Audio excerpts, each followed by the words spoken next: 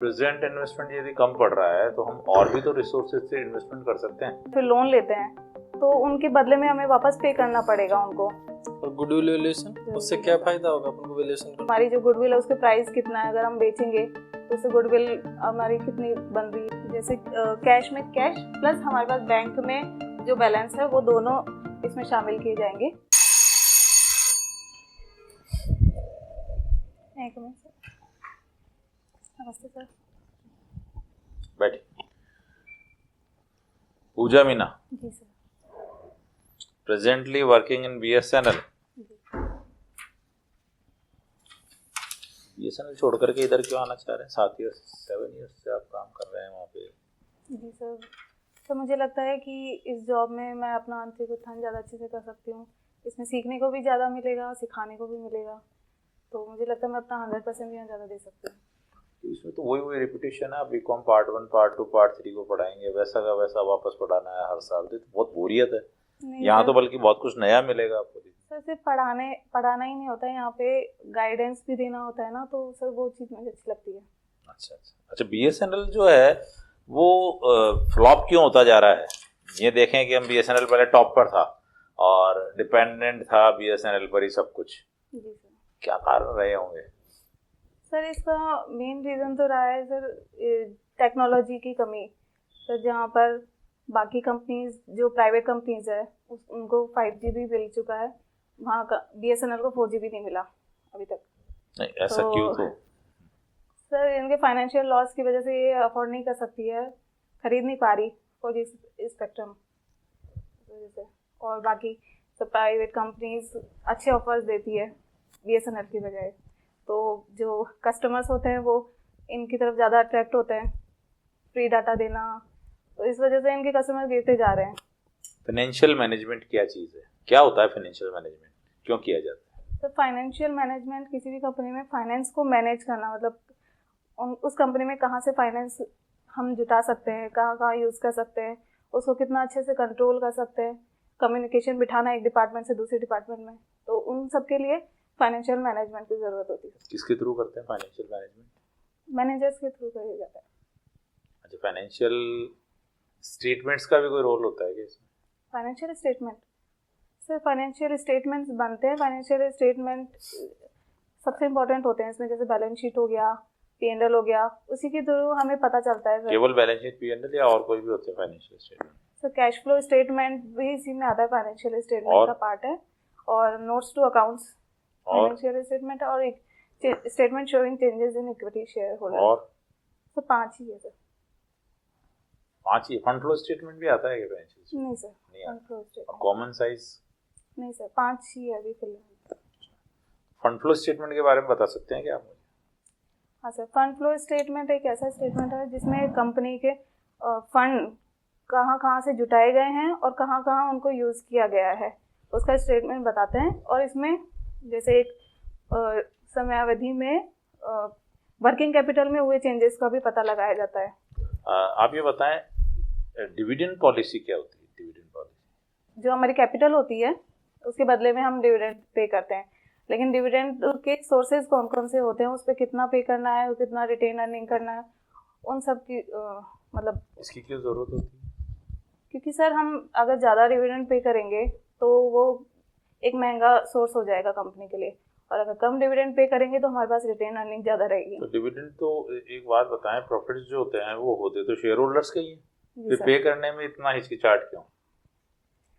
Sir पे करने में हिचकिचाहट इसलिए क्योंकि हमारे पास अगर हम डिविडेंड ज़्यादा पे कर देंगे तो री इन्वेस्टमेंट के लिए हमारे पास पैसा कम रह जाएगा कंपनी में, और अगर हम रिटेन अर्निंग ज़्यादा रखेंगे तो री इन्वेस्ट करके हम अपने प्रॉफिट्स को बढ़ा सकते हैं वापस से। प्रेजेंट इन्वेस्टमेंट यदि कम पड़ रहा है तो हम और भी तो रिसोर्सेज से इन्वेस्टमेंट कर सकते हैं, फिर हम उस रिटेन अर्निंग को ही क्यों यूज़ करें? सर और रिसोर्स जुटाने के लिए हम जैसे अगर हम शेयर या डिविडेंड कुछ भी या फिर लोन लेते हैं तो उनके बदले में हमें वापस पे करना पड़ेगा उनको, तो वो भी एक महंगा स्रोत हो जाएगा इसलिए। अच्छा, बोनस इशू?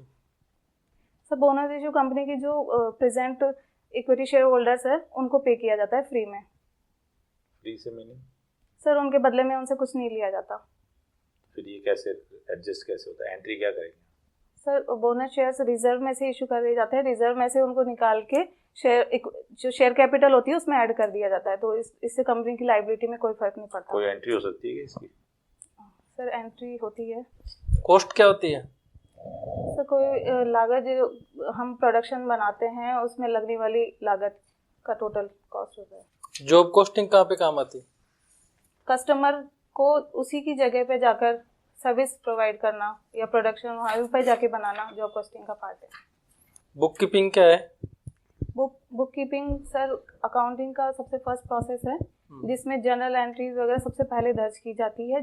बिजनेस में जो भी व्यापारिक लेन देन होते हैं, मौद्रिक लेन देन, उनको सबसे पहले बुक कीपिंग में दर्ज किया जाता है, जिसमें प्राइमरी बुक्स, सेकेंडरी बुक्स, ये सब आते हैं।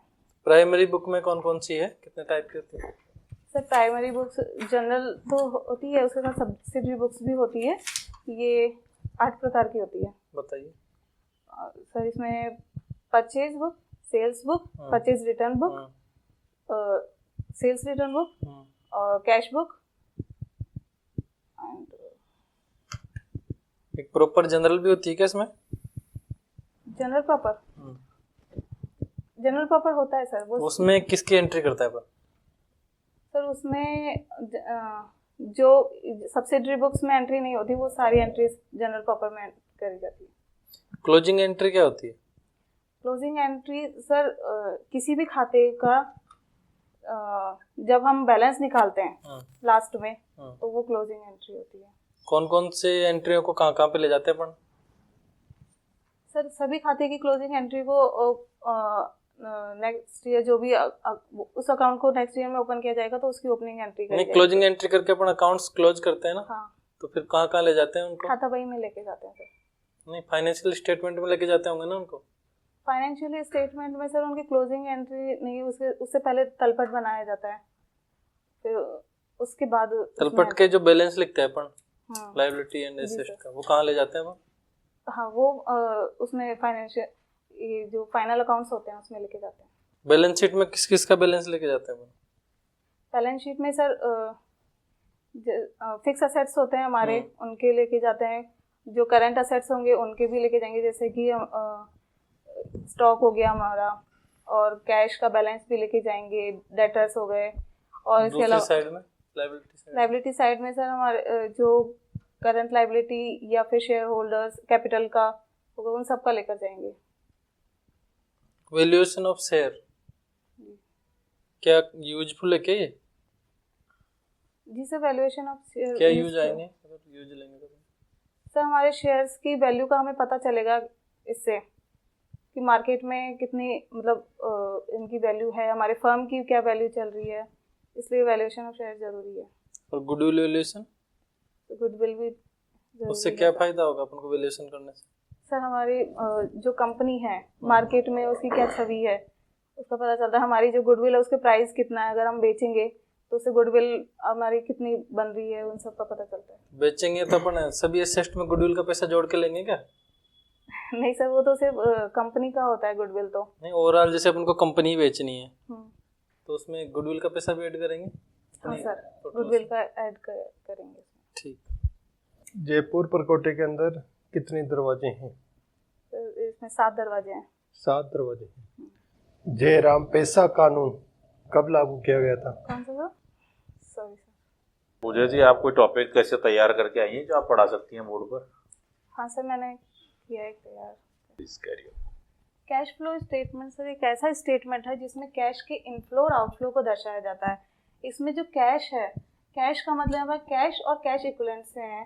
जैसे कैश में कैश प्लस हमारे पास बैंक में जो बैलेंस है वो दोनों इसमें शामिल किए जाएंगे।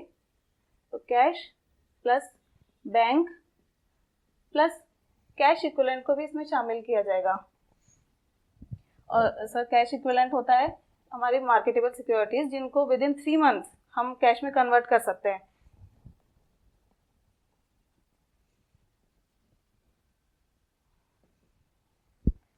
और सर फ्लो का मतलब यहाँ पर है इनफ्लो और आउटफ्लो।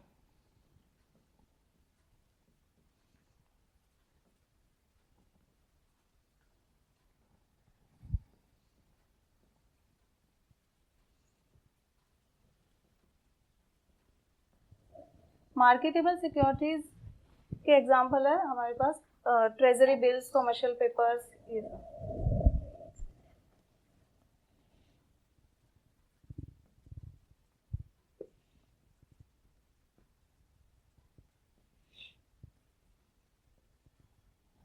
कैश फ्लो स्टेटमेंट और फाइनेंशियल स्टेटमेंट का पार्ट होता है, जिस cash flow statement accounting standard 3 revise के तहत बनाया जाता है।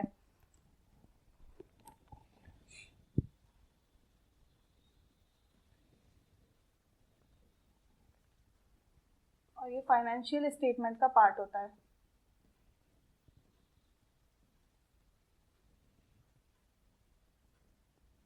इसलिए सभी कंपनियों को ये बनाना ज़रूरी होता है, जैसे कि all listed company, bank, insurance companies, and जिनकी जो टर्नओवर है वो 50 करोड़ से अधिक हो और जिनका डेट्स 10 करोड़ से अधिक हो, तो उन सभी को कैश फ्लो स्टेटमेंट बनाना ज़रूरी होता है। कैश फ्लो स्टेटमेंट में हमारे पास 3 एक्टिविटी होती है।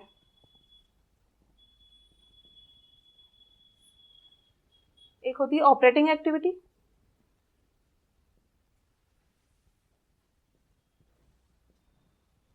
दूसरी होती है फाइनेंशियल एक्टिविटी,